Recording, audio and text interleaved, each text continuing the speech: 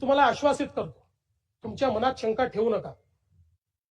आकाश पाताळ एक करू, पण या केसमध्ये जर कोणाचा घातपात असेल, कोणाचा बाप असला तरी त्याला खोदून काढू.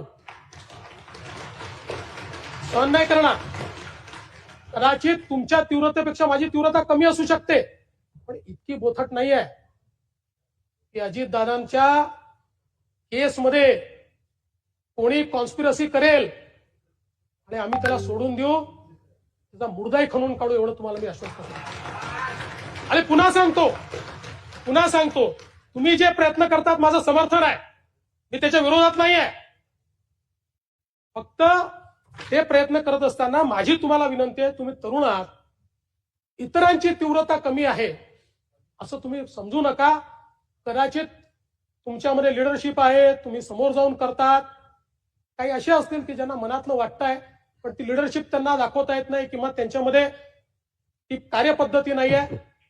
आणि म्हणून मी पुन्हा एकदा या निमित्ताने सांगतो की या संपूर्ण इन्व्हेस्टिगेशनमध्ये जे जे करावं लागेल, आणि आपल्याला माहिती आहे, आपण स्वतः मला पत्र दिल्यानंतर आपण त्याचा उल्लेख केला, जसंच्या तसं मी ते पत्र केंद्र सरकारला पाठवलं आणि केंद्र सरकारकडे त्याचा पाठपुरावा मी करतोय. आणि म्हणून निश्चितपणे या संदर्भात मला असं वाटतं की कोणत्याही परिस्थितीमध्ये आपण यात काहीही चुकीचं हे होऊ देणार नाही, हे या निमित्ताने मी